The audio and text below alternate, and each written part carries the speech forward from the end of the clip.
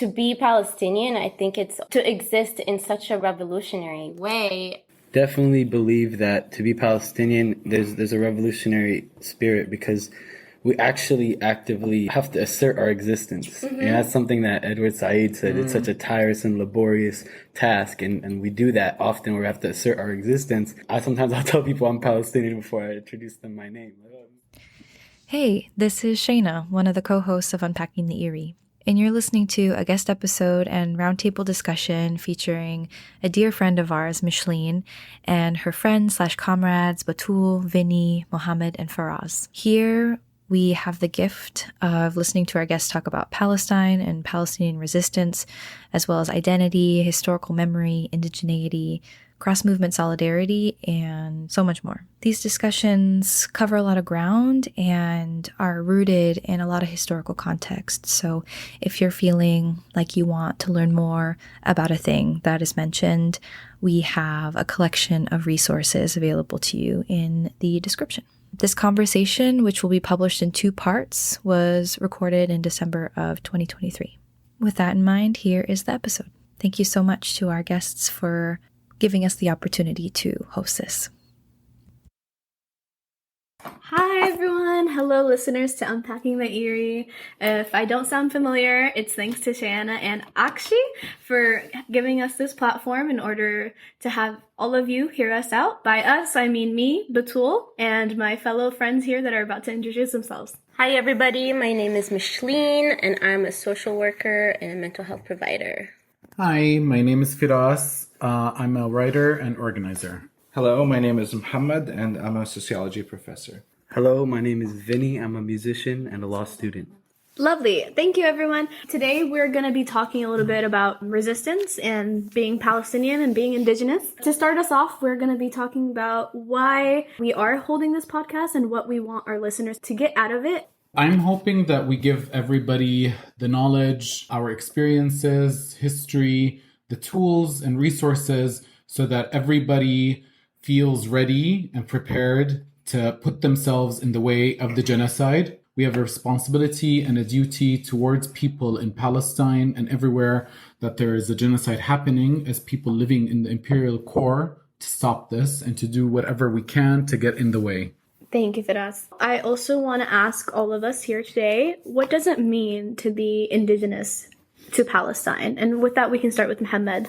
Thank you. So one of the things that I do in the context of my profession and my occupation as an educator, sociology professor, is often explaining the social construct of things, which I think is critical to understand what it means to be indigenous as a social construct. Because indigeneity is often thought about in the context of who was there first.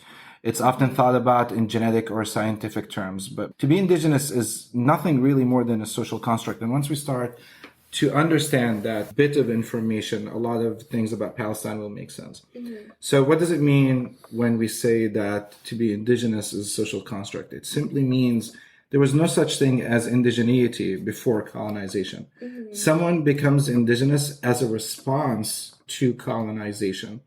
The majority of the world population up until the early European colonization were, in this case, the indigenous people of the world that were colonized by the minority in numbers, the European colonizers. Even if you think of something like the word passport or the borders that we have today, all of these are social constructs. Passports were not really a thing. Passports as we know them today are a European invention. It's a social construct. If we look, for example, the very first time the word passport emerged, this was in the mid 1500s to early 1600s.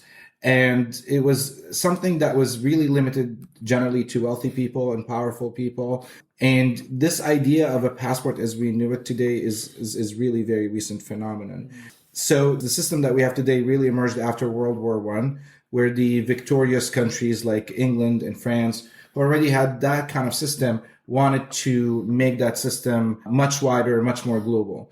And that's because World War I have created a lot of refugees, a lot of displaced people, and they wanted to limit the entry of the people that they displaced into their countries or into their lands. So this also ties into the idea of borders, because really throughout human history, for the most part, we've had these two systems. We've had empires, And you've had these capitalist economies that emerged after the 1500s. These capitalist economies are now concerned about this idea of borders because it's about resources. And a lot of the borders that we have today, a lot of these nation states are very, very recent human phenomenon, which is a really important thing to understand because as Palestinians, for example, one of the questions that we get is, well, who was the ruler of Palestine, or what kind of government ruled Palestine, or who are the people that, were the representatives of Palestinians. And it's important to understand that when we ask a question like that, the problem isn't the question itself.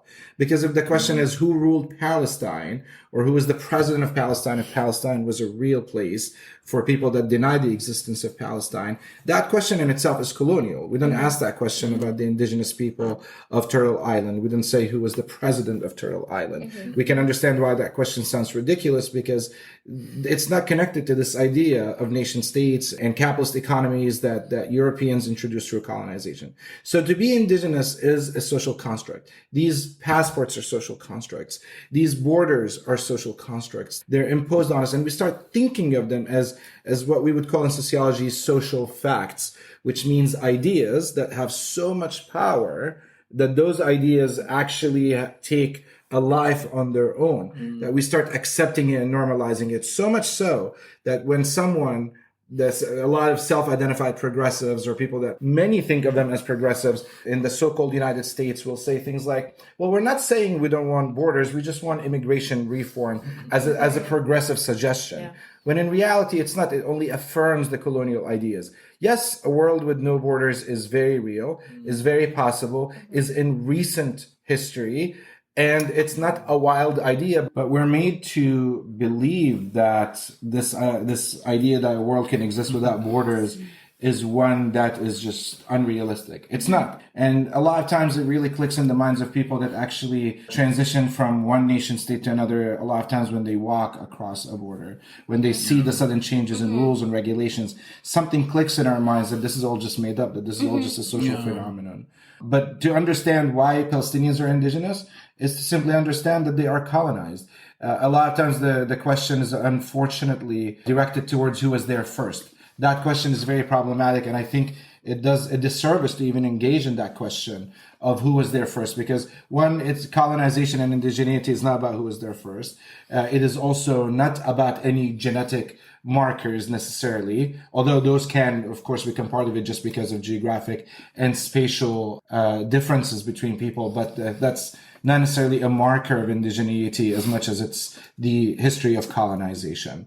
So to understand why Palestinians are indigenous is to understand that Palestinians are colonized, more specifically by the British and the Zionist movement later. Yeah, more to your point, Muhammad, I think like you were saying, like capitalism is a recent phenomenon too, right? Like it's just like 400 years old, and that borders are inherently violent. And we see that so clearly in Palestine, where like people locally refer to the checkpoints, they call them death points. The other thing like I wanted to touch on is just about indigeneity. As indigenous folks, we see it as our opposition towards the power structure and how we relate to each other with our neighbors and how we relate to the land, basically, right? That's really interesting as a point of conversation because as Palestinians, even back home, do you think we have a term that kind of brings up in like being indigenous to the land? Because in my perspective, it's usually just Palestini is enough. But like in a Western perspective, you have to prove that yes, you're Palestinian, but you're also indigenous. And I think that comes from the idea of like when they ask you where are you from, they don't ask you where you're from. They ask you where, like where in California. Yeah. So the idea of being indigenous is already in everyone that's already local to Palestine because that's all they know. And that proves exactly why we are indigenous. Like it just comes with that. I don't know if you guys share the same sentiment or not. Do you want to add to that, Michlin? I mean, yeah, as a Palestinian in diaspora, like growing up and being born in Jerusalem, that was another different perspective. I remember when I moved to the US, people wouldn't know where Palestine is, so I had to prove to them where is Palestine, show them where is Palestine. Sometimes I would have to say, oh, it's next to Jordan, but they still wouldn't even know where Palestine is. Israel. Until I said Israel, I'm like, oh, okay, I know where that is.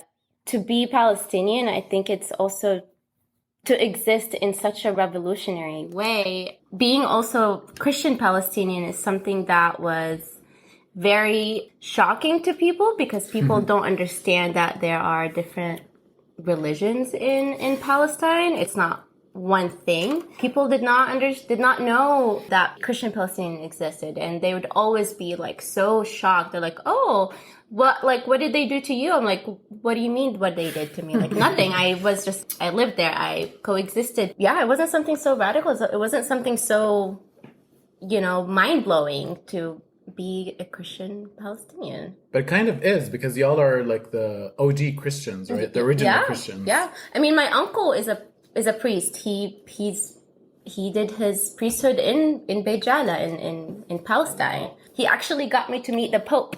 Wow. Not Francis, not the one that's right now. John Paul. Paul? Yeah, I met him. I actually got the communion from him. My uncle met like all the other popes, and he's Palestinian too. I mean, he grew up in Jordan, but he's Palestinian. We do exist. We are in Palestine. Mm-hmm. I do like the revolutionary aspect that you spoke about. I think, Vinny, if you'd like, you can add a little bit more on that.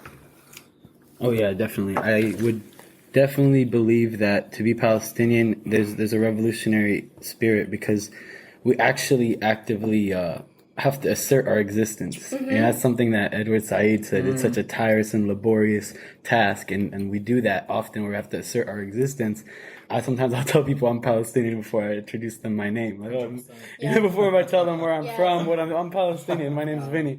It's on all of our shirts right now. Literally. It's always part of the conversation. Yeah, Like, a person on the street will know I'm Palestinian Exactly. before they know my name because I'm gonna make them know because I'm gonna take that space. Yeah. They took that from us, so I'm gonna take that space right That's back. how we find each other, right?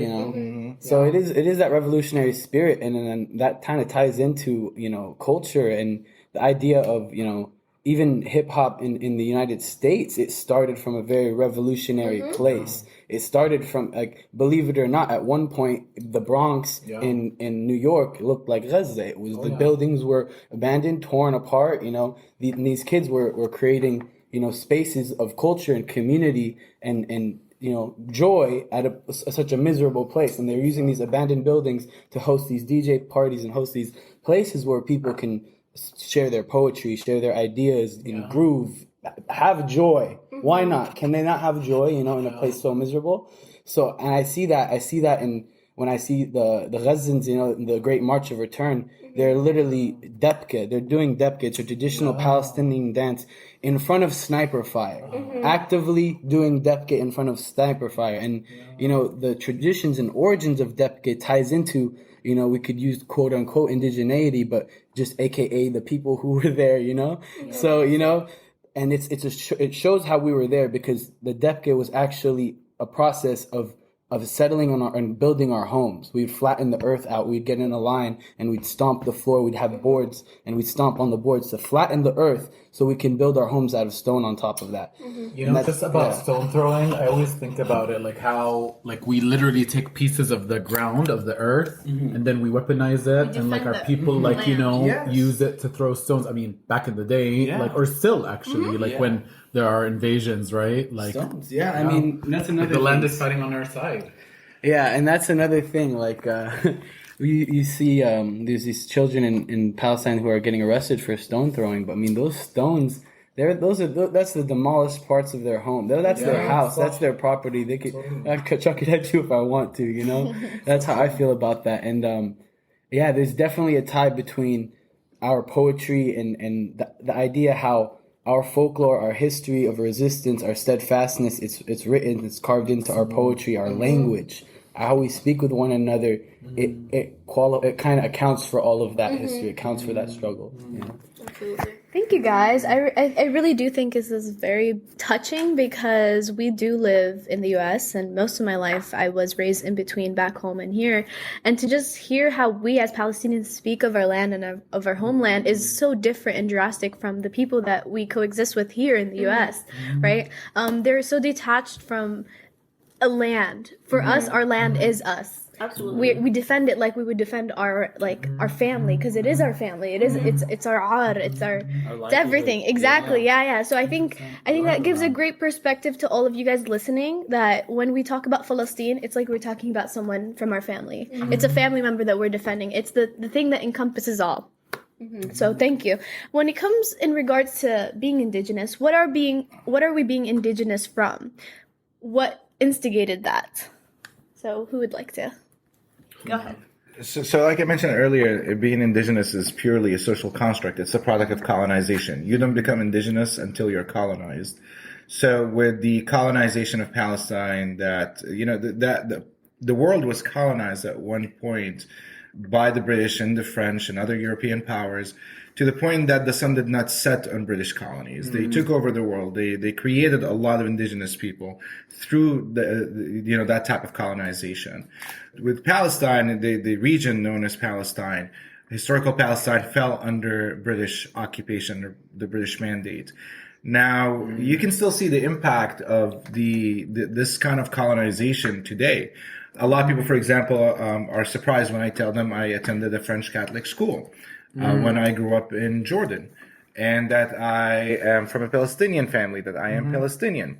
And then they're even more surprised when they learn that my name is Muhamed, which is a traditionally Muslim name, and I come from a Muslim family, and I am Muslim. And yet, I was attending a French Catholic school. And even in my school, I remember very well, even imagery of Jesus in Jordan in these French Catholic schools, in which Jesus was basically looking like a Scandinavian sailor. So the impact of colonization today is still very real. We still see it in the region, even outside of Palestine.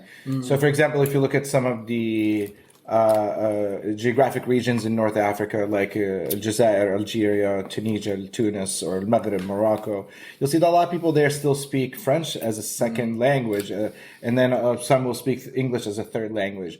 If you go to places like Jordan and Palestine or Egypt, you'll see people are much more likely to be speaking English as a second language.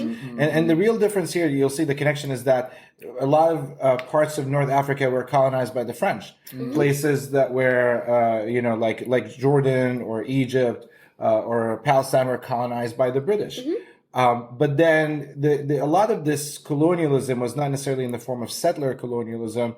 It was just good old, colonial state and approach, where they go in there, steal the land, destroy the land. Exactly.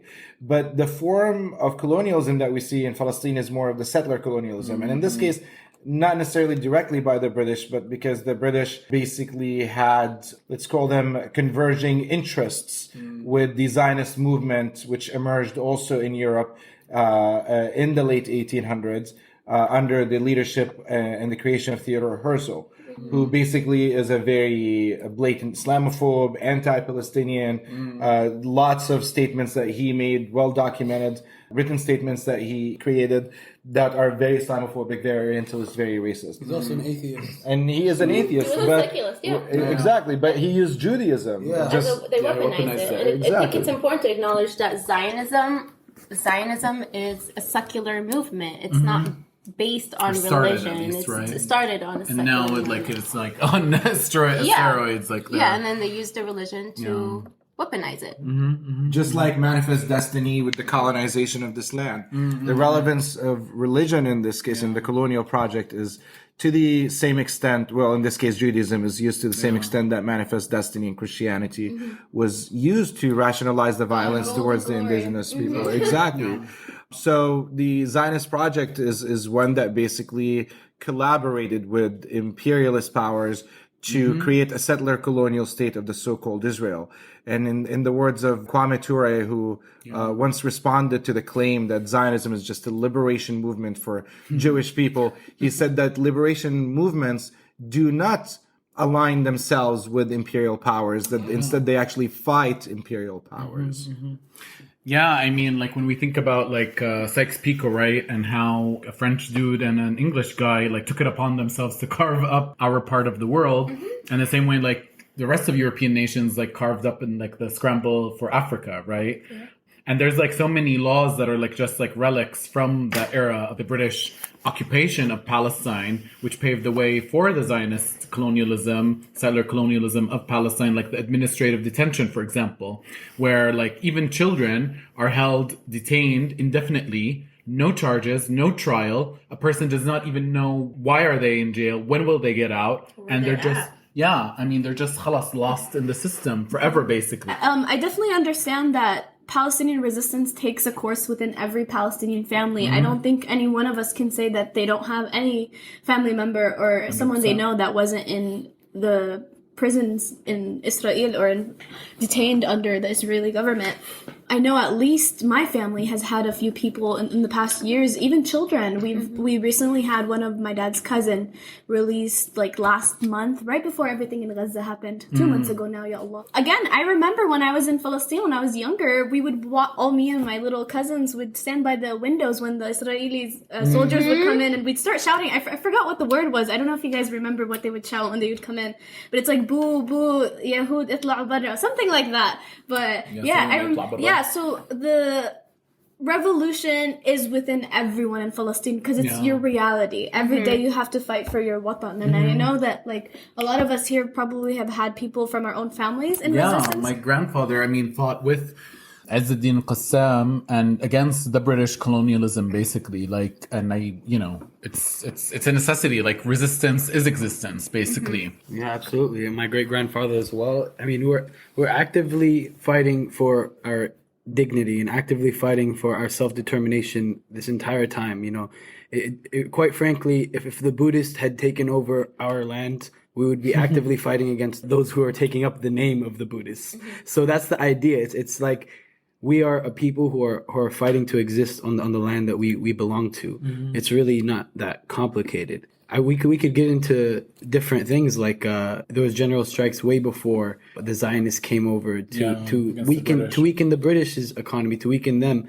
Palestinian people have always been actively fighting against colonialist powers, the strongest colonialist powers. So in reality, after World War II, the British just wanted to put a big bow on the whole situation, and the best way for them to do that was to concede and actually be in concert with the Zionist movement to actually just, give them our land. And if you look at the Balfour Declaration, it is for the Jews to have a homeland in Palestine. So that concedes the fact there's a place called 100%. Palestine, 100%. And these people are going to live there. And it just doesn't, I don't understand why they couldn't live there as Palestinians, why they couldn't just been Palestinian Jews, just like Jesus Christ was a Palestinian Jew, 100%. Thousands of years ago. And my ancestors, as a Palestinian Christian, they saw the coming of Christ and they thought that guy had the right ideas. And they followed him, and that's why I'm a Palestinian Christian. So I didn't convert to Christianity. I was born into it, from a very deep, long line. It's a deep ancestry. So that's another thing. Resistance for the Palestinian people is quite literally to exist is to resist. If we weren't, this wouldn't be a conversation. If there was no resistance on October 7th, this would not be a conversation. People would be very uninterested about it. Absolutely, yeah. And I think something to add, you spoke about Jesus. I think it's important to say that Jesus was radical. Yeah, he was very radical in all the ways that he was actively doing different things for different people, and people don't see that. People think, like Muhamed said, he's a Irish. Really portrayed him like a Scandinavian. And that's not what he was. He went against the power of the time. Exactly. He went against the Judaism of the time. Became his own entity. So he was very radical, and I don't think he would. A good example of that is when Jesus Christ walked into the synagogues, a place of worship, a house of God, and he saw that they were exchanging chickens and animals for sacrifices, and they're exchanging money and coins. He saw that, he got so enraged. Imagine Jesus Christ being so enraged to see the sight, and he flipped the tables and he said, "You dare disrespect my Father's house." That's revolutionary. That's at the very core very revolutionary, and he threatened the powers that be. You know, The system so- is always trying to defend, right? Like all of these revolutionary concepts. Because the same thing, we witness the same thing with Islam. Like people say, like the normalizers, like they say, oh, Islam is a religion of peace, when in reality, like Islam is a religion of justice, right? No, I totally agree. And I really appreciate mentioning Jesus in such a way, because I feel like the movement of Christianity has definitely been a little too westernized recently. It has been colonized. Exactly, In yeah, so yeah. many different ways. Yeah, Yeah. and commercialized, commodified. Yeah. And I feel like we can all move back and think back. Maybe we've heard the stories to the time of Palestine before all these titles and limitations that was put on the Palestinian people. For example, I remember my Sido used to say, my grandpa used to say, there was a time in Palestine when you could take a taxi from Lebanon to Al-Quds. So you can eat breakfast in Al-Aqsa and then go have some like tea or coffee with your friend in Lebanon. So it's like, it's very much of a reality to have open borders prior to colonization, prior to the concept of passports, prior to everything that we kind of exist through and we've normalized today. So I would love to hear from you guys more about what for you Palestine prior to all this colonization is. Whoever wants to start. Yeah, I mean, my parents said exactly, my great-grandparents said exactly the same story, like having breakfast in, in Al-Quds, and then having lunch in Amman, and then there's like all of these bus lines, right, like from Haifa to Kuwait to Cairo and to like even the Hijaz railway that went from Turkey to carry the pilgrims through to Jerusalem, Al-Quds, and then like to Al-Hijaz, which is like Mecca. And then you have Lid Airport, which like is colonized, and now it's under, under the name of one of the people who ethnically cleansed our people and did so many massacres against our people. And it's important for us to name, no, it's Matar al-Lid. It's a Lid Airport. And Al-Lid actually had so many engineers, right? And because that's where like the trailways were fabricated, were made, and that's where the airport was.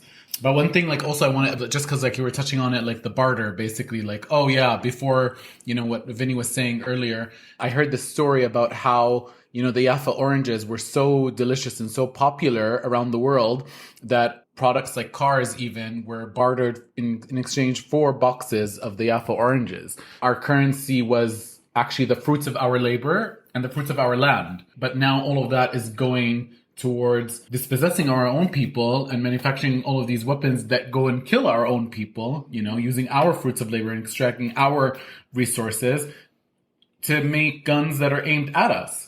So as Palestinians, we're also very like rural people. So 100%. our land is our identity. I know my parents moved here to Hemet, California.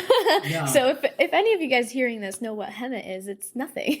There's barely anything in Hemet but empty lands. And my dad took that upon himself. And in his backyard, we have zaytun, so like olive trees. We have anab, so grapevines, yeah. And we have rumman, pomegranates. And it was his everyday ritual to just wake up, go in the backyard, and just take care of his plants. And that's just so Palestinian. Like, that's the only thing that I remember. And our tree for our olives barely had any zaytun on it, barely had any olives, but my mom still managed to pick them and make a small jar of olive oil. And I think that brought her so much just pride in being, right? Yeah. But we also have the urbanites, right? Because Palestine was like also organically cosmopolitan, again, because of the pilgrims. Like there are doctors from Chad, there's like, we have Afro-Palestinians.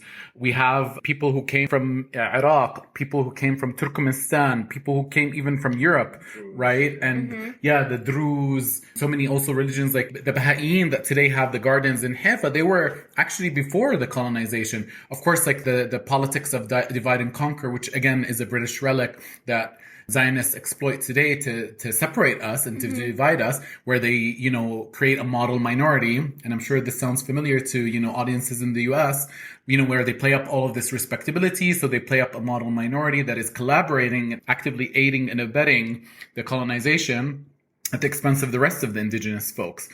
But, like just like the concept of like, we also were an urban society. Of course, we had like each town is famous for some kind of produce, a kind of like, where we were able to practice self-sufficiency, but at the same time we had to urbanize where, there was cinemas, there were libraries, there were concerts like Kulthum and Fairuz, Abdul Halim. Hour-long concerts. Yeah, exactly. Absolutely. Yeah. It was the publishing houses. There were newspapers as early as 1911. There were like institutes and schools. Again, that fallacy of, it's just like making the desert bloom or like a land without the people. Mm-hmm. That's how you sell it to, people in Europe, so that, I don't feel guilty about stealing somebody else's home, right? I absolve myself from the guilt. No, go ahead. I was going to say our version of that, our side of the coin with the no people without a land is like, for us, in Arabic, we say, أخذوها مفروشة. Yeah, 100%. We say, أخذوها مفروشة. I mean, they took it fully furnished. 100%. They took the land fully furnished. So what we were saying, where quote unquote so-called Ben Gurion Airport was, lo and behold, there was already an airport there. Yeah. They were very Everything's ready for the creative taking. people we're talking about. They're like, this looks good, we'll take it. Yeah. And that's what it was. It was, beautiful. How can anyone believe that a coastal land, Exactly. that has the best climate to produce isn't thriving? Like, who Right. believes that was the Exactly. desert? It's people. It's like geography. It's Y'all not are being scammed. I think it's very important to realize that we all have a shared sentiment is that Palestine was thriving. We had the Muslim next to the Christian next to the Yahudi. Even we all were together, and it wasn't until colonization, and it wasn't until imperialism, and it wasn't until the British.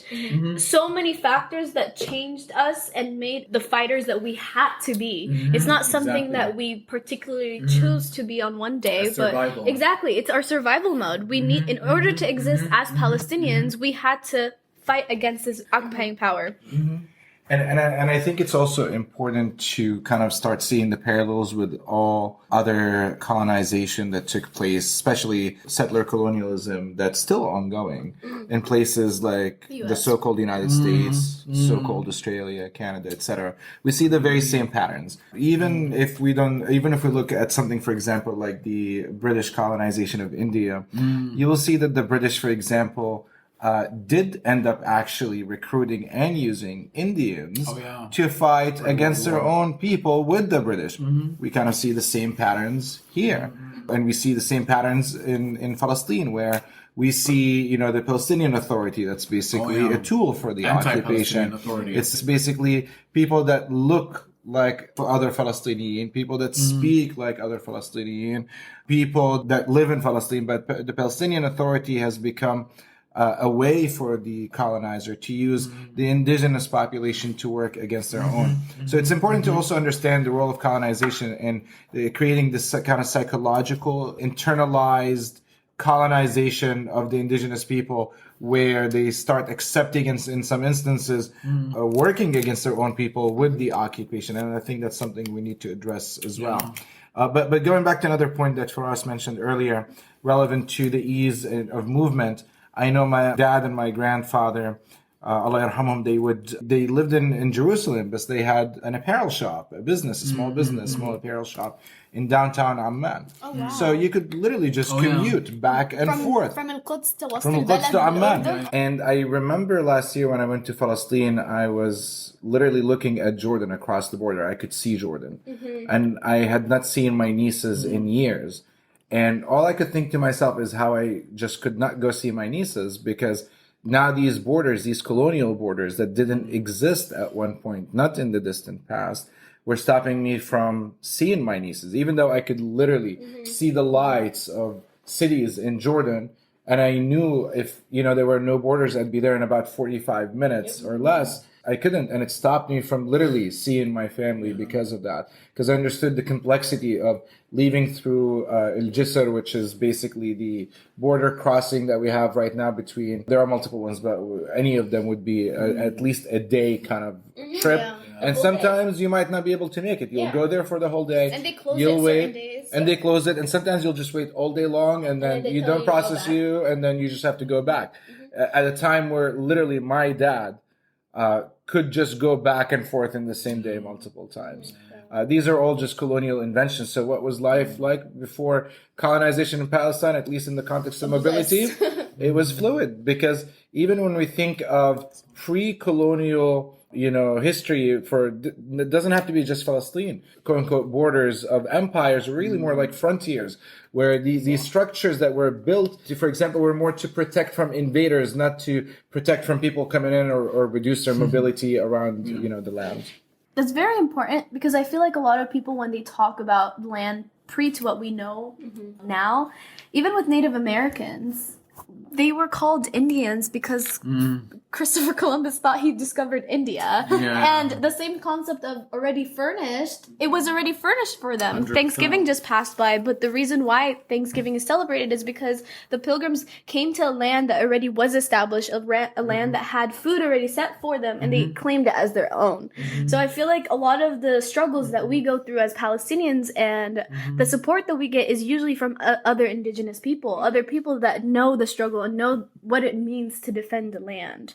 Speaking of said support from other people, we know about like the Black Panther movement, the Irish, even South Africa. All of these people are or have been the main supporters overall. And I think Muhamed can speak a little bit more about that. Yeah, so this kind of goes back to the main idea that I mentioned earlier when we started this discussion, which is that indigeneity is a social construct. So someone becomes indigenous because they've been colonized. So if we look at South Africa, for example, we look at the indigenous population here in Turtle Island or in the so-called Australia, you will see that all of these people became indigenous because they were colonized. When we look at the Irish, the same story, the response through the Irish Republican Army that were labeled as terrorists, or the liberation movements that we saw in South Africa that were also labeled as terrorist organizations or terrorist individuals, that people that were labeled as terrorists like Nelson Mandela. This is a very common strategy and very similar patterns that we see across all of these liberation movements. We see the same patterns. Even when you look at the Black Panthers, we see that the FBI infiltrated them. We see that these are the folks that are truly seeking liberation. They're not looking for compromises with their oppressors or with their colonizers. They're often targeted. They often are infiltrated by government agents that are basically trying to destroy these institutions. And this kind of also goes back to an important point, which is that whichever indigenous population, whichever oppressed population you look at, you will always find some people within this population working with the oppressor. And I think it's important to point out that these people that work with the oppressors, this is not necessarily to place the blame on the oppressed group. This is to say that there's a psychological component, and that psychological component is an important part of any system of oppression. An easy example of this, although I don't really like using necessarily gender examples in terms of power dynamics and to try to explain it through the lens of oppression when it comes to colonization, because they're different. But power dynamics nonetheless work in a similar way. We do, for example, know that women can support the patriarchy. We've seen that happen. Just like we've also seen folks that identify with the LGBTQ community also can support or make homophobic statements. Exactly. Or like white feminism. And homonationalism. All of these are part of that system of oppression. And it's important to understand that if we see someone that is indigenous and that is working against their liberation and working against the interests of their own people, this is not to say that, the blame is to be placed on the indigenous population or the oppressed population, but to understand that these are much bigger structures and systems. There's, for example, this term called native orientalist or native neo-orientalist in sociology, which is basically we're seeing today in the context of these brown folks or indigenous folks that show up on TV and basically parrot the same things that their white masters are expecting them to say. This is a form of neo-orientalism where indigenous subjects are basically the voices of white supremacy. We see that in the UN. Every U.S. representative in the UN, it's always somebody from the Black community. We see when they vetoed the UN resolution for ceasefire. And then, what's his name? Kony. I forgot his name, but almost every UN representative that they had was Kofi Annan. Yes. All of them, most of them were people of minority groups. Yeah. Absolutely. Yeah. Absolutely. They're tokenized. They're tokenized. Definitely tokenized. It's like if a bomb is dropped by someone who's brown, it's all of a sudden it's fine now. Yeah. Like right around the elections of Joe Biden, all of a sudden, since Kamala Harris was his Yes. VP, everyone's like, oh, we need like a first woman or first VP. that's just too much. Just I feel checking like off boxes. exactly, Yeah. exactly. It goes into everything in the Identity U.S. Like politics. even schools, like the diversity and inclusion centers of schools, they go out of their way to have Fetishizing students of color, diversity. have students of color join these coalitions, join these like groups, but then don't even listen to them. They'll have like one white person, and that person will be taking the narrative. But when it comes to the pictures on campus or pictures of anything, they're taking the pictures of the people of color. Yeah. Yeah. The respectable ones, like Exactly, the ones that fit the narrative. Exactly. Yeah. We're meant to shrink ourselves so that we fit into their Precisely. frame, their claustrophobic little Yeah, and I know Muhamed spoke a little bit about Black Panther. Do you want to expand on that, Vinny? Definitely. What we saw with the Black Panther movement was actually a rise in the consciousness of internationalism, internationalist thinking. The idea that if you are a struggling person, that you can identify with all struggling people of the world, whether they are in Chicago, whether they're in Palestine, whether they are in South Africa, whether they're in Chile. In all parts of the world, there are struggling people, and they're fundamentally fighting the same oppressor, and they are fundamentally all fighting for self-determination. I mean, when you look at the 10-point platform of the Black Panther Party, we're talking about law students, Bobby Seale, Huey P. Newton, even before that, Kwame Ture or Stokely Carmichael, with the Student Nonviolent Coordinating Committee, and he ended up being one of the ministers of defense in the Black Panther Party. So when we're speaking of the first point on the Black Panther Party speaks of self-determination. We want the freedom. We want power to determine the destiny of our Black and oppressed peoples. And notice how we're villainized. But if you look at their platform, the first 6 points are all social programs that they want to implement.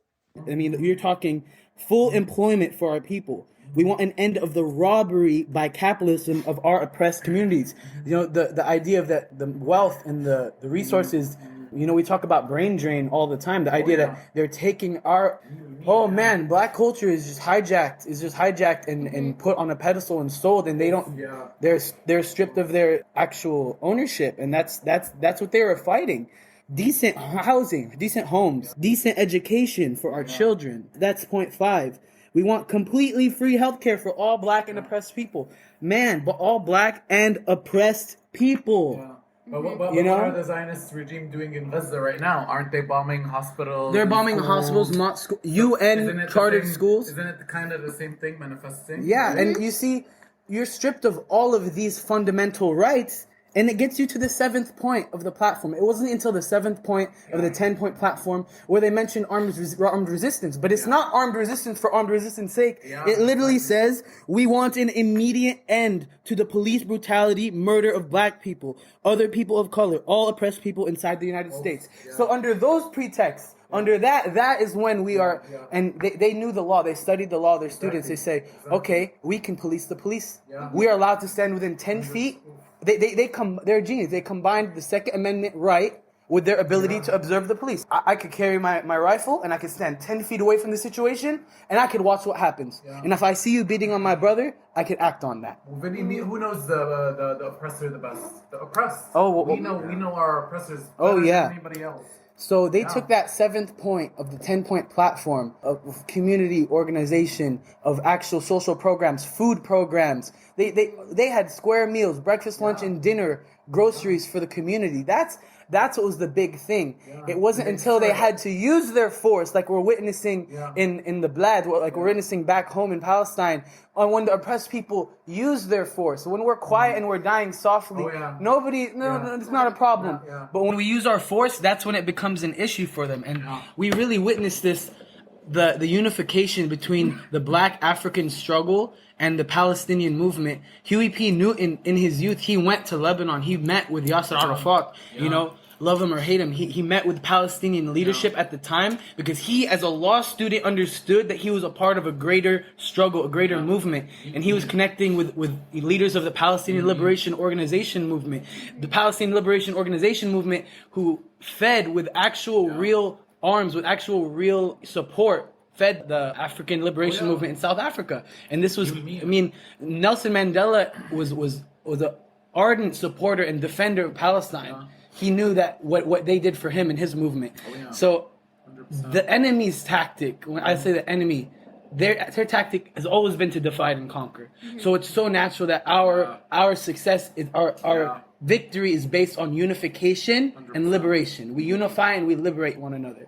They want to keep us separated, and that's the only way they're strong. The only way they're strong is if it's a black movement, it's a Chicano movement, it's a Palestinian movement. But what if it's an international movement of human movement of all struggling people? That's different. And I think that applies to like even worldly politics. Like when we talk about what happened in Syria and Iraq and everything, they separated Sunni Shi'i, they separated this versus that. And my dad would always tell me, it's like Iraq was beautiful before they started meddling in, because everyone was just coexisting, and now America and everything. Palestinians have always supported liberation movements. In Vietnam, we supported the Vietnamese. We literally trained them. They came back with AK-47s and kufiyas. There's a reason why Vietnamese wear kufiyas. We supported their struggle against the imperialist forces of the U.S. And who's buying the weapons now, you know? Oh, man. The Vietnamese government is buying a shit ton of weapons from Israel. Like, you know, our oppressors command, they're working with each other, right? They know each other. Truly. So they're united. They have a united front. So I think an important point that Vinny made earlier was about the Black Panthers believing in armed resistance, which, again, one of the things that we see today is this narrative of so-called gun control, which a lot of self-identified progressives in this country like to promote and support this idea of gun control.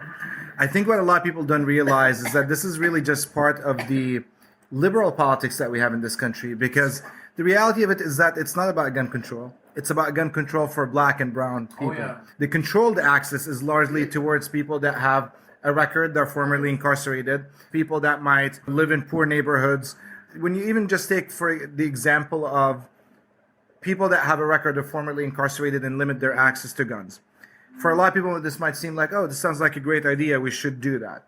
But then again, this is part of the liberal politics, because any gun control regulations that impacts those that are formerly incarcerated is going to disproportionately limit access to guns, which is, again, a constitutional right, but really limiting the access to brown and black people.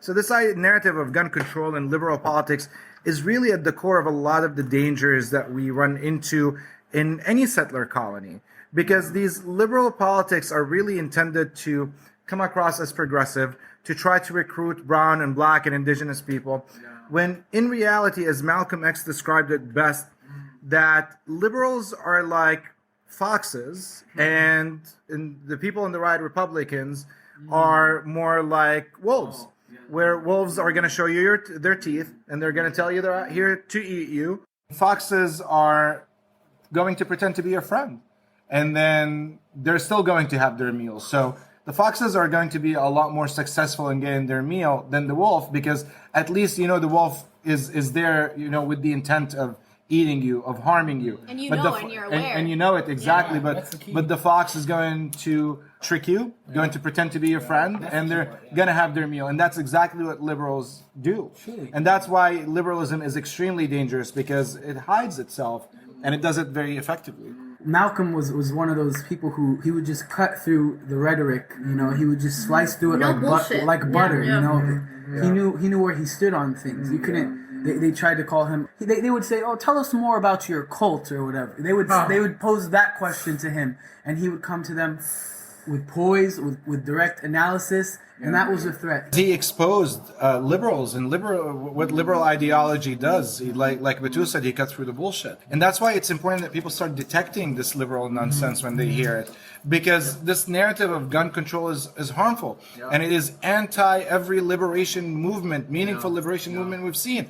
It's anti the liberation movements we've seen in Ireland. We have anti the liberation movements that we've seen in South Africa, anti every indigenous liberation movement, because what's been taken by violence and force can only be taken back through violence and force. Well, they want to monopolize power, right? The state wants to have a monopoly on power.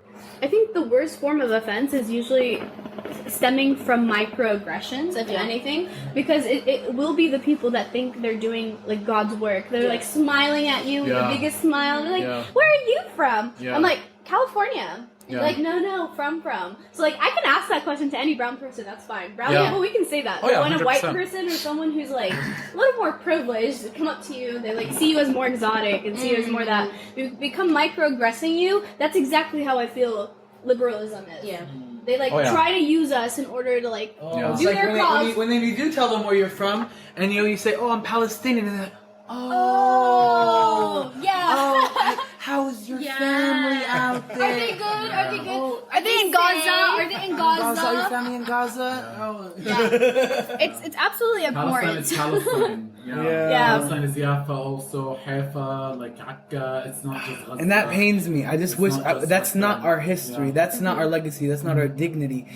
They forced us into that. We're farmers. We're entrepreneurs.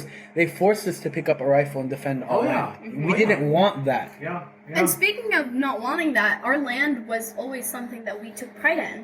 And the annexation of it, I remember till this day we have people who wear the keys to their houses, the keys to their homes around their neck because they know they're going to return. They know if they're not going to be the ones returning, their grandchildren, their kids are going to be Liberation the ones. is inevitable. Yeah. And I think a lot of us here probably can speak upon the annexation of the land and conditions in West Bank and Gaza, like if anyone wants to... Like Oslo in '93 happened, and that's when like they tried to liquidate the PLO and liquidate the cause. And by they, I mean, Zionists and the Palestinian Comprador, the anti-Palestinian authority, right? Like, but what you're seeing today is effectively Israel, it's past annexation. It's literally occupying all of Palestine, all of it, even Gaza, that is self-governed. Israel controls how many calories people are allowed to consume, controls electricity, controls the water, controls the civic records for people. That's how it bombs. It uses genocide basically to practice ethnic cleansing, to dispossess Palestinians, to make the Nakba ongoing. Basically, the Nakba is never ending, and that's why our people carry resistance, right?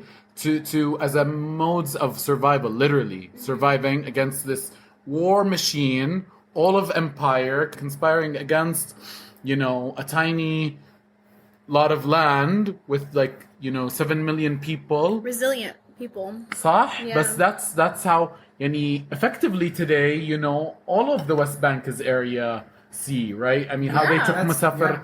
Exactly. How they took Musafir Yatta, how they're dispossessing Silwan, just to build a fucking cable car, telefreak, to do the freeways the same way that the U.S. government, confiscated black land, split neighborhoods entirely just to construct freeways.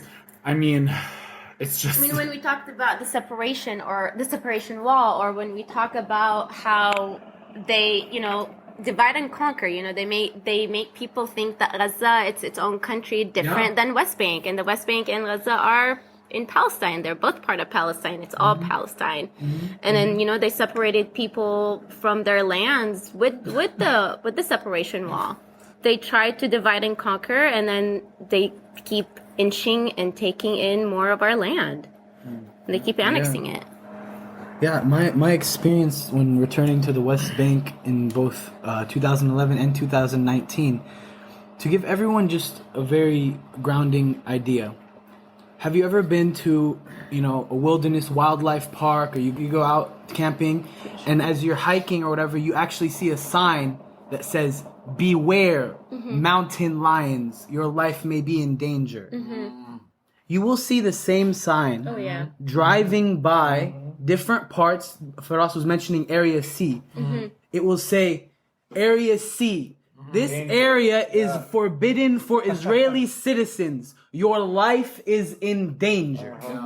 They don't want like their we're own dogs. citizens to go beyond the wall. They did the same thing with some areas over here on Turtle Island in the so-called United States, where you're about to go into an indigenous land, or you're about to go into a predominantly black neighborhood, a brown neighborhood. Yeah. They would actually put signs claiming that those are dangerous signs. And do you know what I saw while driving by this dangerous territory? I saw children walking back from school. I saw auto mechanics working on cars. I saw people working in the streets, having a civil life, beautiful life. I saw these children walking down the streets. Mashallah alayhum, they're walking home. It's a safe place for the kids to walk home by themselves. So I mean that type of that characterization, that villainization, you'll see a red sign like it's beware of mountain lion. Yeah. Like we're literally animals to them. But more the thing, Vinny, is that we were talking about divide and conquer. They don't want their own Zionists, their own settlers, Seeing the truth. to see what's happening behind the walls, right? And I challenge the Zionist left. You call yourselves Israeli left. I challenge you to fucking like see what's happening beyond the wall. And preferably to leave Palestine, you know? A lot of them know, by the way, Firas. Yeah, a lot of I'm them, sure- I'm they sure they sneak do. to Ramallah because I'm sure- that's where the culture is. Exactly. They go, That's where the culture exists. 100% you're right. It's in the Palestinian side. Yeah. Where their music Like, is. what are you where- doing on our land if you're truly a left, if you're truly for, like, if you call yourself a leftist, right? What does it mean to be part of a left if you're not for liberation, right? If you're not for land back, if you're not for reparations, what does that talk about your politics? You know, they did a document recently, the renewal of the left, trying to sneak in all of like this co-opted language. Not once did they say the word Palestine. Not once did they say Palestinians. Not once did they acknowledge that there's a genocide, that their government is, that their own privileges are based upon. Not once did they say any of this. How come? Leave. When are you going to leave? When are you going to denounce your citizenship? When are you going to leave our homeland so we can return? That's who, the right of return is ours. But we see also a lot of these performative politics here in the so-called United States as well. So you'll see, for example, a lot of people that will say that that they are leftist, but then they're still going out there and telling people to go out there and vote. And that's the thing with settler colonialism, because it's a unique type of colonialism in which the goal is to remove the indigenous population, to ethnically cleanse them through multiple tools. One of those many tools is genocide, and to replace them with the settler population. Hence why it's called settler colonialism. It's expansionist, exactly. Elimination of the native. And then you'll have people over here telling other folks to go ahead and vote. I think as Palestinians here, we can easily understand why it would be considered normalization, why it would be considered very problematic to go tell a Palestinian to go become part of the Knesset or to go vote in the elections of the so-called Israel, a settler colony. Because by engaging with this government, by engaging with their politics, that is literally normalization. So when we also, as Palestinians, we have often a tendency to compare our struggle and our history of experiencing settler colonialism to connect it to the indigenous population and their experiences here. Now, if I'm being completely honest, I think sometimes we fail the indigenous population here, because we can't compare our struggle with the indigenous population here and say, look, we've gone through the same thing, through the land theft, the genocide, the ethnic cleansing, and then tell people go out there and vote. I think we're betraying the indigenous, our indigenous brothers and sisters on this land. We're betraying the indigenous liberation movement on this land when we vote, when we tell people to vote, because we are engaging exactly in a system that is even being legitimized further when we know it's a settler colony. How it goes, right? Like they do all, like and that's how imperialism ties into occupation, right? Do all of these wars, in Iraq, in Afghanistan, in Sudan, in Congo, in Palestine, and then like in Haiti, and then get all of these people, force them out of their homes, get them all to quote unquote migrate to Turtle Island, settle more land, and then they use us to as labor, use us to build all of their institutes, so they use us to tokenize us so that we vote on the resolutions that harm us, that create more war, and then that cycle keeps continuing, right? And more people come out here, and we're the ones who are upholding this dying colonialism. Like, let's be honest, And I think it's really important to see which groups and which resistant groups are labeled as the terrorists. These are always the groups that delegitimize these states that we're talking about. 100%. For example, like Hamas. They are not taking the Israeli government as anything. They don't care. Because to them, we have the right to this land, and it's not seen at all. So they're not going to care. They're not going to compromise. And that scares the U.S. That scares Israel. That scares everyone and every big power. Absolutely. You know what terrifies them the most, I feel?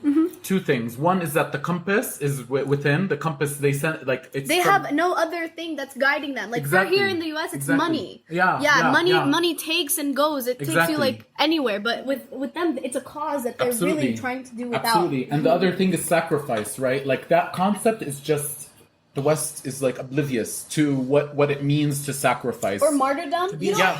you don't, Yeah. yeah, exactly. You They don't don't understand ever, the you don't struggle. ever hear anyone refer to anyone here in the U.S. as a martyr, And you will because never, that's always a terrorist in Yeah. their eyes. Well, that's Anyone why- who dies for a And you'll cause. never hear anyone in back home refer to anyone as dead. They're not dead. No. They're Shuhada. martyrs. Shuhada, yeah. The reports, Exactly. our news reports say, 100 have been martyred. Yeah. Not killed. Not Exactly. they've been Me, martyred. Because they died Me, for me. something. Exactly. Yeah. Each and every one. 100%. Yep. And I think that scares people. I remember even being in high school here in the U.S., I had to explain to people why we use the term martyr. Well, they want to police our language. Yeah. That's what I was thinking Yeah. about, like how they're trying to police, like intifada. Explain what river to the sea means. Explain what constantly explaining ourselves. Read up. You go to look it up. Go find out for yourself. Or bitch. why?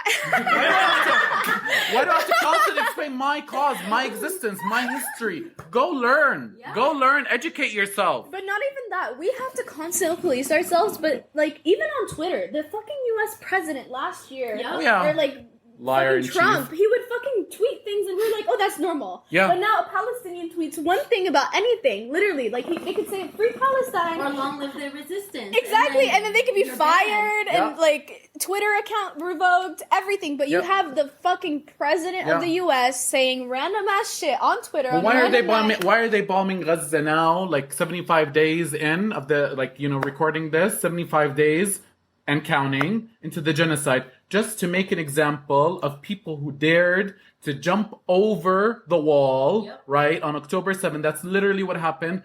Tear down the wall bulldoze it down, right? And that really inspired, everybody saw themselves in They us. broke the siege. Yeah. Yeah, I think it's really important to note that after October 7th, Yeah. if anything, we've had the general public's vote. Oh, yeah. Yeah, so like Palestinian, for the Yeah. first time in a long, long time, we've seen resistant talk normalized. The only reason they're still reporting about it negatively, every report that you'll see, like sometimes I'll be clicking on the reports Yeah. on news, it'll be like, after the atrocities of October 7th, where it's like the Right. first paragraph Yeah, where they killed 12,000, Yeah. and then and now there's protests But they, on have to, campus. well, they want to punish us for it. They still have to demonize this. It's Yeah, because yeah. on October Got it. 7th, the war was won. Whatever, Yeah. well, Right. not even a war. Exactly. Whatever you Exactly. want to call it. That was battle. won. That battle was won. They broke the siege. They gained hostages. They shifted the power dynamic. Mm-hmm. They won. And I don't see why that's fucking wrong. Like, the U.S. can fucking imperialize and take over a whole fucking continent here. Yeah. And that's And say fine. it's their right. Exactly. It's their right. Land and God and glory, Yeah. whatever the fuck it is, manifest destiny shit.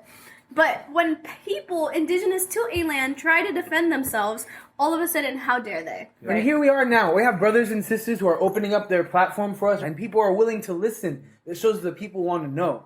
That right there is a victory. The conversation is now. We've been talking about Palestine for the last 2 months. We haven't been. Gaza has been abandoned for 18 years under siege. So this is amazing. Yeah. This is a crazy time to be alive. No, the brainwashing is very real. As someone that works in higher education, a lot of my students who are young folks, a lot of them are in their early, mid-20s. A lot of them, first of all, know very little to nothing about Palestine. And I know this because, early on when I start talking about Palestine in my classes, I ask very basic questions to try to get a feel for what everyone kind of knows about Palestine. And it's very rudimentary knowledge that they have, if any at all sometimes. And I think a lot of it's because that's a liberal institution. Higher education is a liberal institution. And because of that, there's this liberal ideology that just normalizes this idea that the United States is this country that's humanitarian, that is about justice. The savior. When in reality, when you really look at the facts, you look at the history, you don't forget about opinions. Forget about opinions for a second and just look at the history, factual, real history. A settler colony, that's a fact. The so-called United States is a settler colony. This is stolen land, unceded stolen land. This is not an opinion. This is a historical fact and a present fact. This is settler colony that committed genocide and ethnic cleansing. By the early 1900s, you had less than 250,000 indigenous people on this land from what used to be tens of millions when Christopher Columbus first arrived and colonized this land. And this is a massive scale of genocide. This is a settler colony that enslaved black people for hundreds of years, that later put them under apartheid conditions, that committed atrocities in Vietnam between 65 to 75. They inspired the Nazis. And a lot of it came out of ideas and universities from California, the so-called progressive state.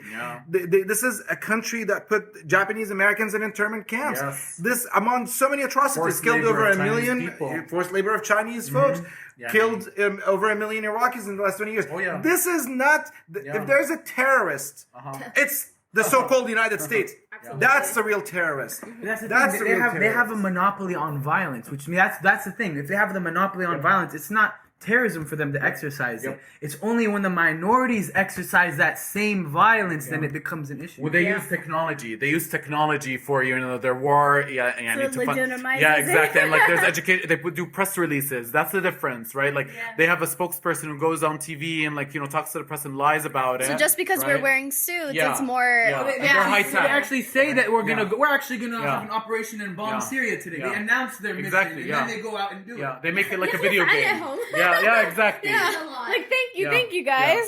Just because you use fighter jets to bomb carpet bomb a population does not make it less of a crime. I just really wonder if people of the world know that on October 5th, few days even a week before October 7th, Israel bombed like 4 different countries. They bombed Syria. Lebanon. They bombed a Syrian graduation ceremony of military sciences. So yes, it's a military academy, but what we're talking about is the best and brightest Syria has to offer. We're talking about scientists, engineers. They're not combat. They don't want us to prosper. They don't want us to reach any level of intellect. Exactly. It was 15. Exactly. It was a graduating class with their families, and they set a drone at that. They knew where everyone was going to be. The destruction of schools, hospitals, none of this is random. It's intentional. None of this is definitely coincidental. All of it is intentional. Israel can bomb 4 countries before October 7th, but the moment any one of those countries strikes back, now that's terrorism. We were talking before about the brain drain, Vinny, weren't you? It's the same thing. They thrive upon stealing all our intelligence, all our brains, our brightest, our most loved. Destroy it. Exactly. If they can't steal it, they'll destroy it. I think one thing that I've noticed over this couple months now with Gaza after October 7th is people are surprised that a lot of the reporters are actually women, and women that aren't wearing hijab, and women that are able to have their own voice. And it always strikes me as crazy because it's like, how stupid are we here in the fucking US? Like, you know people. You have to know someone, especially if you're raised in California. You have to have a friend who's Middle Eastern.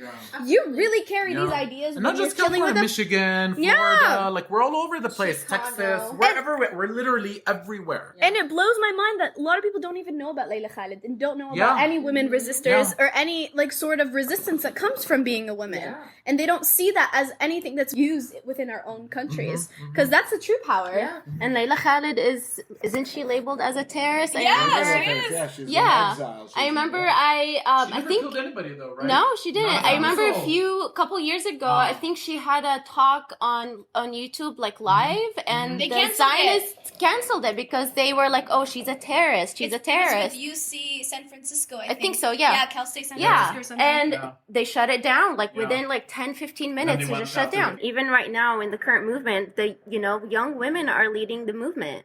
I mean, you see who are the one who's speaking at the rallies and the protests. They're the one who's speaking. They're the one using their voice. And my mother is the one who Palestinian women are the reason why I'm alive today.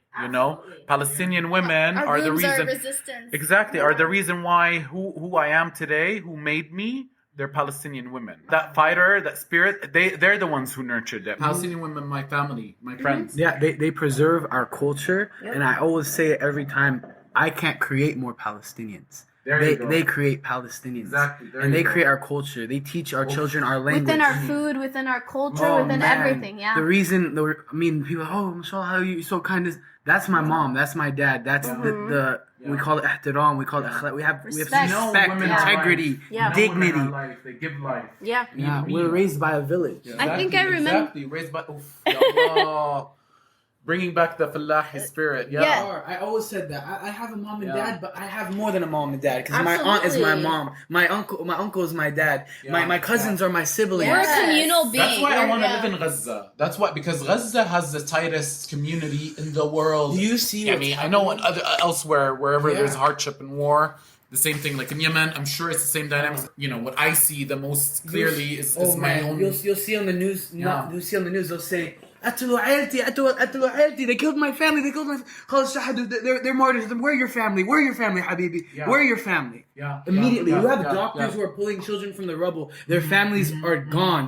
They are adopting those children. They're their children now. It's one family now. I think it's important to speak more about women too when it comes to everything going on. There has been a lot of videos recently of all the reporters and all the journalists that are just walking around and all the women cooking and baking bread, and they're trying to feed the journalists like تفضل تفضل حبيبي, like here you go, take this, and they're very like hospital, even though they have nothing. It's just the hatab. It's just the fire with the bread. Nobody goes hungry. Exactly. ما في حدا بيجوع. And now they're, starving people as a weapon, right? Yeah. And going back to Layla Khalid, I recently saw a video of her, and it was an interview recently that she had taken, and what she was saying, she was like, when we moved to the Lebanon, I think that's where they went. She was exiled. She was like, when we moved to Lebanon, my mom saw me and my sisters picking up oranges from the tree, and she told me, لا ما تاكليش, don't eat from this tree. Wait until you go back to أرض البرتقال تبعتنا. Wait until you go back to Palestine.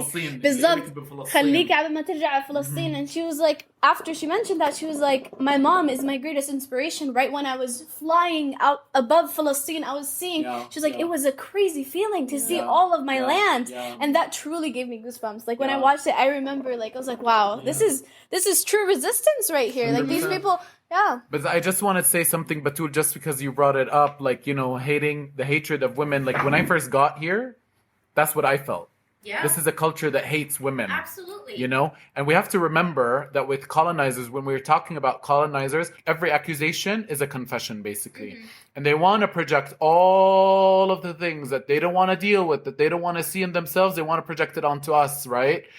There's so much Orientalism that is wrapped up in the occupation of Palestine. Yeah, so when we speak of Orientalism, we really are talking about the Western perspective of us and their use of that Western perspective and their justification by that in order to do what they're doing right now, like bombing our countries and justifying the killing of our men.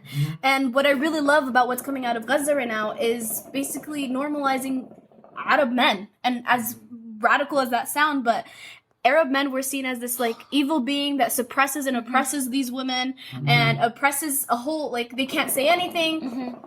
And now we're just seeing these really soft men that are pulling their kids out of the rubble, crying on top of their dead bodies, and it's normal now. I have not seen a true man in this country compared to all of these men that we see these are true men. And these are the ones that are being vilified by the Western perspective of Orientalism. And I think it's important to point out that Orientalism isn't just a phenomenon that's just absorbed by Westerners. So this is even Edward Said talks about this, about how the Orientalist narrative can be internalized among our own people, where our own people start believing the Orientalist nonsense about our own people. Where, for example, there are many Orientalist narratives, but one of them, going back to the one that Battuul and Michlin were talking about the role of women, and how a lot of people were surprised to see women that were reporting, and they were at the center of their story, and they were the protagonist, and they were, independent in so many ways, that even I've heard some Arabs and Palestinians in the diaspora, they themselves were surprised by this. And that's a symptom of that internalized Orientalism. This is, again, a symptom of the liberal ideology that we see in the West. And also, there's a danger that a lot of Western powers and liberals are trying to co-opt these people, to try to take these people and, again, create more native neo-Orientalists, the indigenous people that speak basically the white supremacist messages, but they're speaking it with the body and the voice and the look of a brown individual, of an indigenous individual. And that's because within liberal ideology, it's all about identity politics. You see a brown or a person or a Palestinian person or indigenous person parroting white supremacist ideas, colonial ideas, and then a lot of folks are eager to accept these ideas because they're coming from an indigenous voice. We see this in a lot of spaces. We see this even with Malala Yousafzai, or whatever her last name is. I forgot her last name. Malala, who was basically co-opted by the West and by the United Nations.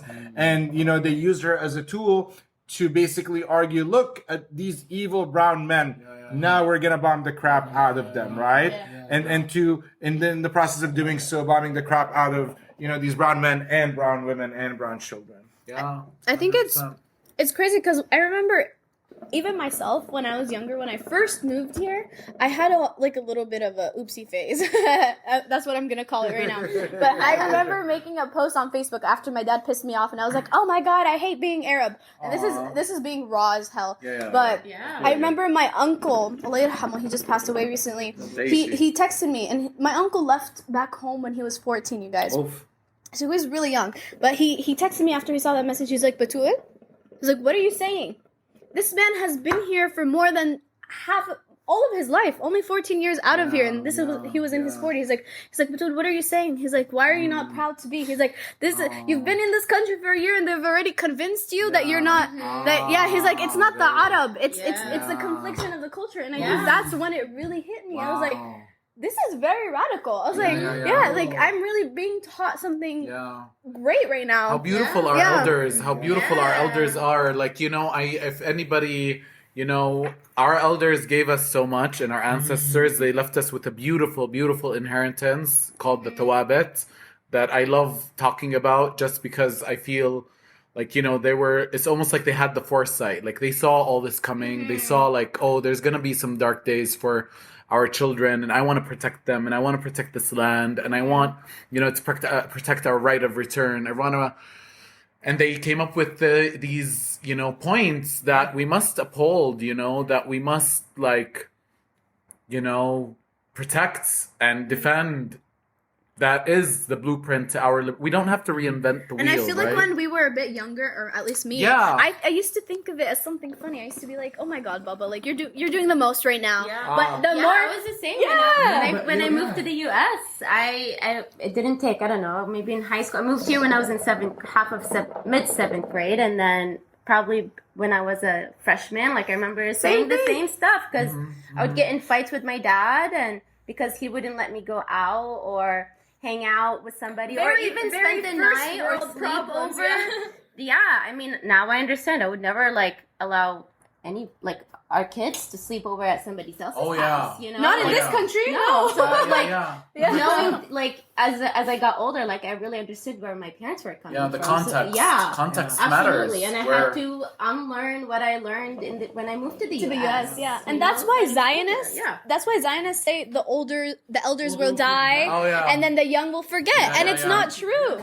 Exactly, it's not true. The hell they won't. Totally. The videos out of Gaza right now are all children. Exactly. The children are the ones keeping me up at night, and holding me. They're the ones giving me comfort from afar. They're the ones saying, we're not going to leave our land. We're the ones staying. This is our land. Hay ardna. Exactly. That's why they're killing so many of them, right? I know. That's why they're murdering our children. Yep. Yeah, absolutely. I mean, just to comment on the internalization of anti-Arab, whatever you want, Orientalism. I like that. Xenophobia. So I was at the beaches of Haifa in Palestine.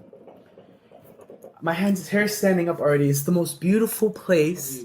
It is the most beautiful sight you will ever witness. Just standing at the shores of Haifa. I can smell it. Staring into the Mediterranean Sea. But I had a deep sadness in me to think that this is ours. And this is so beautiful. And one of my cousins commented something that really just got to me. They said, but if the Arab were in charge of ruling this, there would be dirt. I've heard that before. It would be trash everywhere. You don't think exactly. Everyone's outraged. You hear for those back home, everyone's outraged here in this room. You can hear it because we don't have the brain cells to put a basket and have a recycling basket like they do.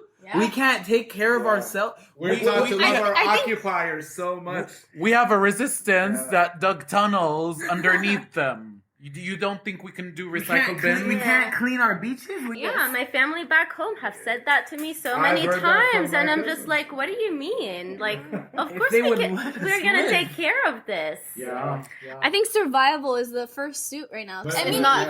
even when you look at the beaches of Gaza right They're now, beautiful. they're beautiful. Exactly. We're just taught to love our colonizers as part Right. of this oppressive system. Yep. Yeah. And that's again important to remember because we internalize these ideas. That Colonization happens where first? In the mind, right? Exactly. Where The does liberation psychological happen? components. Where's the first place? Where's the first site for liberation? In our bodies. It's within- ourselves. Yeah. Yeah, we have to start with ourselves more than before anything else.